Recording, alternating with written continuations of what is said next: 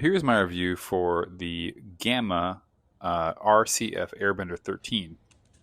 It's the 13 millimeter version of this paddle, and it's a very well made pickleball paddle. I saw one of the pro players, Jillian Braverman, using it, and I thought it would be a really cool paddle to test out, potentially to get for my girlfriend. So yeah, jumping into the paddle itself.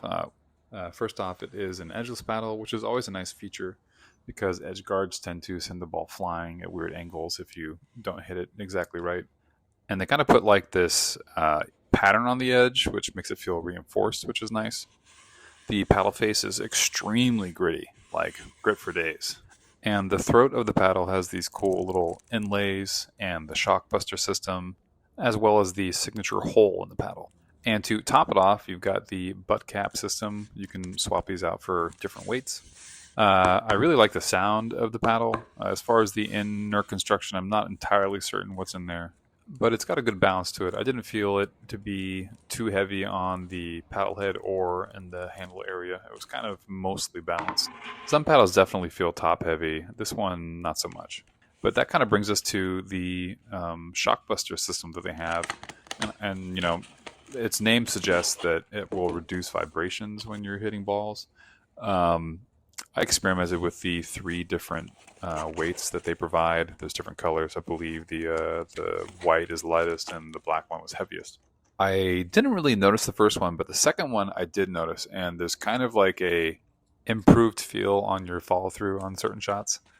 Long story short, it's not just a gimmick. The shockbuster and the end cap weighting will allow you to kind of futz with the paddle's behavior and find what works perfect for you. Alrighty, now on to how the paddle plays. I'm a carbon player. I really do love my carbon paddles. And when I initially started playing with this paddle, I did not like it. I was fairly certain right off the rip that it was not going to be the paddle for me. Or at the very least, I thought maybe the 10 millimeter might have suited me better. But playing with this paddle for about a month really taught me that in pickleball and your game, it's really never about the paddle or the ball. Sometimes it's about the conditions, but it's definitely not about the paddle. You can learn to use just about anything out there effectively. You could probably learn to use a frying pan effectively if that's all you had to play with. So initially when I started playing with the Airbender, the 13 millimeter didn't have as much power as I was used to, and a lot of my serves were landing very short, a lot in the kitchen. Once I realized that my stroke was not getting the ball far enough down the court, I put a little extra pep into my serves, and now I'm getting some really nice deep spinny serves. So in my experience, the first thing I had to adjust for was the serves, but once I kind of figured that out, I learned how to manage the paddle a little bit better. And I noticed a lot of things were going well for me. I think the most important thing to really judge a paddle by is whether or not it is well made. And Gamma definitely made a really high-end, nice paddle.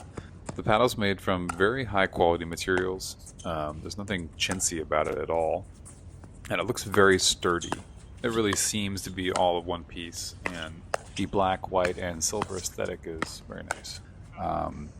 As far as characteristics of this paddle that set it apart from others, the length, the elongatedness of the paddle is very long in combination with the handle. So it definitely gives you a lot of reach. I think in some scenarios when I was using it, it was like uncomfortably long, so I kind of had to bend my wrist more on overheads than I was expecting to.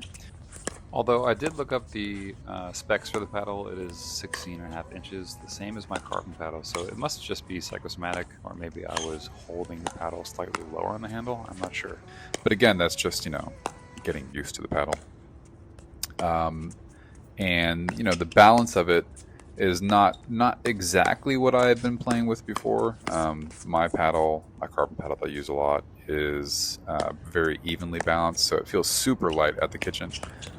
Maybe a little bit less weight and mass when you're swinging drives from the baseline.